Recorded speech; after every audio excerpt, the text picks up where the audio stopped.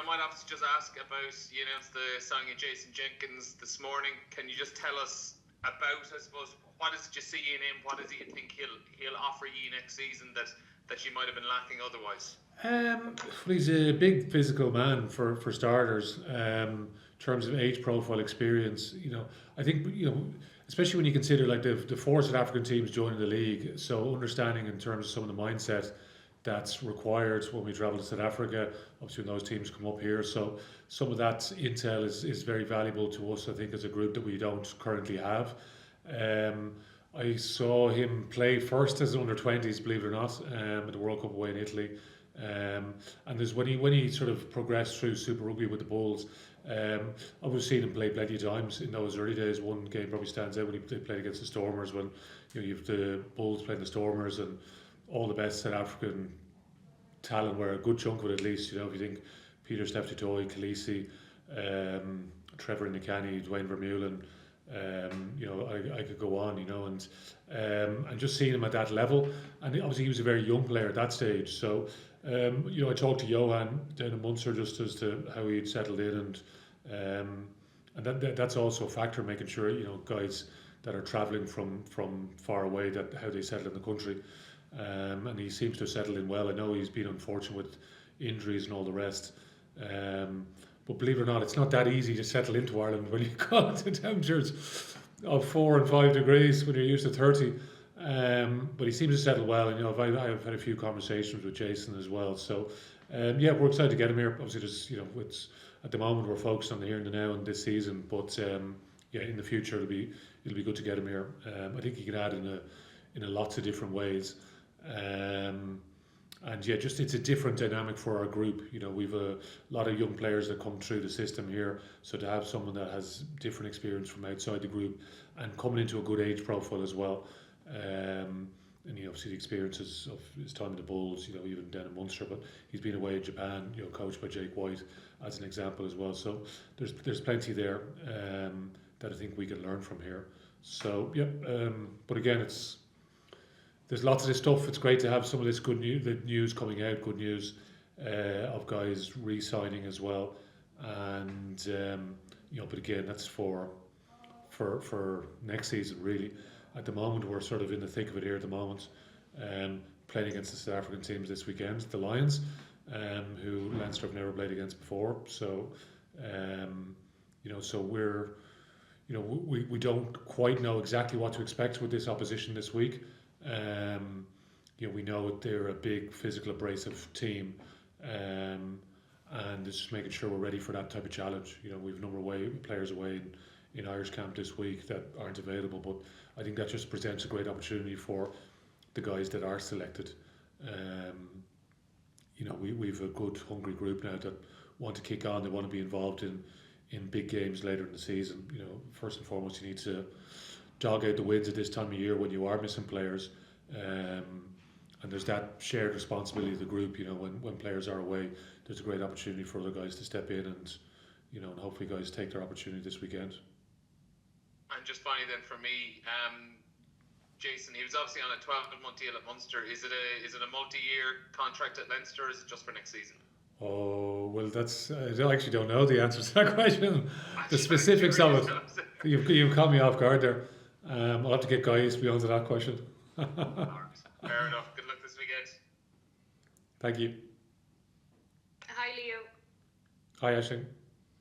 Just looking ahead to the Lions, I know you mentioned them there, but they are going to be coming in, I suppose, with a low confidence after losing their last 4 games. So, I don't know, how do you go into this game? I suppose you don't underestimate them, but they haven't been on a good run at the minute.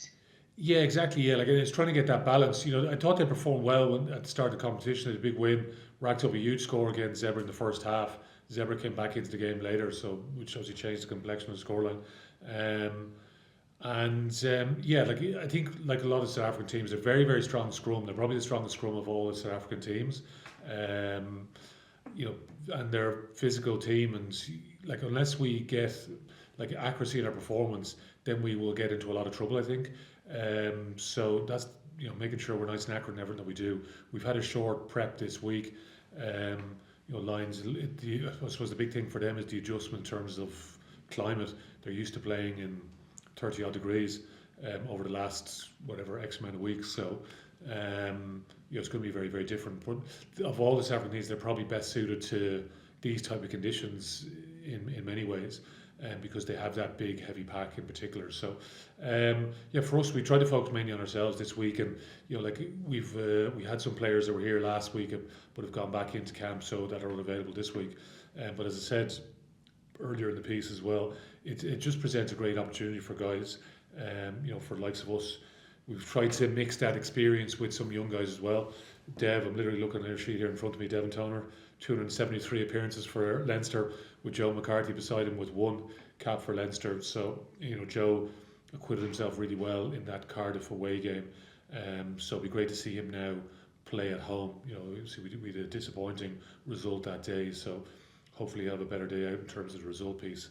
And you look across the rest of the team, so there's a mix of some very, very young guys, early stages, less than 10 caps, with some guys that have plenty of experience playing for Leinster in the past. So it's just making sure that that mix works well during the course of the game. So the guys, even if you look back to the Ospreys game on last Saturday, there's some good parts to it, but there was lots of parts that the players were frustrated with as well. So it's just trying to improve week on week with the group that we have. If you think back to the Cardiff game, where we were, obviously the game came down to that very tight penalty kick in injury time to win the game for Cardiff. Obviously we're the ones who lose, so the fine margins on the day. So making sure that we talked about after that game where we squandered a lot of opportunities in the game, so which ultimately came back to cost us at the end. We followed it up with the game against Edinburgh, which again, some good and some bad of the performances. Ospreys I thought was an improvement, and we're just trying to improve week on week. So lots of things that we're trying to focus on, improve on. So the group, as I said, they're working well together, and it's just been excited to put in a big energetic performance at the RDS, and try and build on the crowd and all the rest. And it's that connection that we want, particularly for some of the bigger games coming down the track later in the season. And last week for me then, just Rhys Ruddock, he's going to captain the side tomorrow. It's his 200th Leinster Rugby appearance, so it's a great moment for him. Yeah, and Rhys is he's very well respected leader in the group. Any times in the past that we've had votes for leaders, he's someone that will always feature up at the top end. He's a very, very important player for us, and it's a great honour for a milestone for him to achieve. I don't when it comes to selection for games, it's not like I know Sean Cronin made his 200 appearance, he came off the bench last week, but Rhys is captain of the team this week, and it's a really fitting honour that he leads the team out for his 200 appearance, because he's been such an important player for us for so many years now, and he's frustrated because he wants to put his hand up for selection for bigger things down the line as well. And back row, it's been well documented, it's a very competitive area for us, and hopefully it goes well in the game. It's great to see Dan Levy back as well, another person that wants to push on and put his hand up. Very lucky he picked up a head knock in the Ulster game when he came back, which was off the back of that November break, and then during that Christmas window when we're training, he picked up a hand injury, so he's just back from that. So again, hopefully he can kick on now as well, and sort of in many ways just try to get up and running, because we've such a big block of games. So it'd be great to see the two of those guys do well. Great, Leo. Thank you. Thank you. Thanks, Aisling. Is anyone on the call from Virgin Media? No? Okay, so happy to throw it to the floor, or Neil or Aisling if you have a follow-up question, that's no problem. Or Don, are you there? Sorry. Yes, indeed. Leo, traditionally or historically, European teams have feared teams from the Transvaal, and when Irish teams come against these big physical packs, like against France or Leinster, like against Saracens or Toulouse, do you think this is one of the biggest challenges for a while for Leinster? We talked about it, particularly when we played the Bulls at the start of the season, who were fresh off the Curry Cup, and I think you could see that day down the Aviva, from the players that we had. I know the group that we have currently is quite different to what that group was at that time, but you could see the level of focus that our guys had, and like you can't really switch off for a second against them because it's the fundamentals of the game. Like, and it's not necessarily the sexy stuff. When I mean fundamentals, I'm talking around the set piece battle, around scrum and line out drives in particular. And like you see it at the World Cup final. England come off a big win against New Zealand.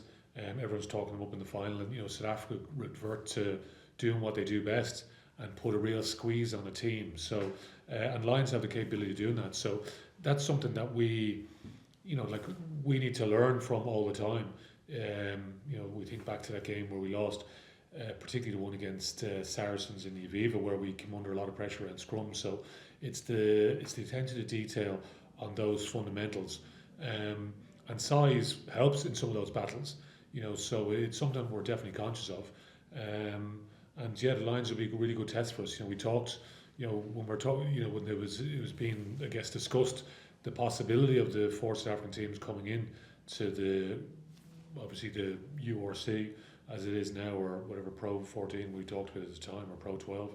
But those 4 teams, when they came in, there was a real big excitement level, because I think that tests our players more and more, which hopefully will set us up better for when it comes to, I guess, knockout rugby later in the season, whether that's in the league here or whether that's in Europe. So, because we've discussed in the past on these discussions around when you get to the pointy end of, particularly in Europe, away in France, big French packs, all the rest. So they recruit from all over the world, a lot more so than what we would do.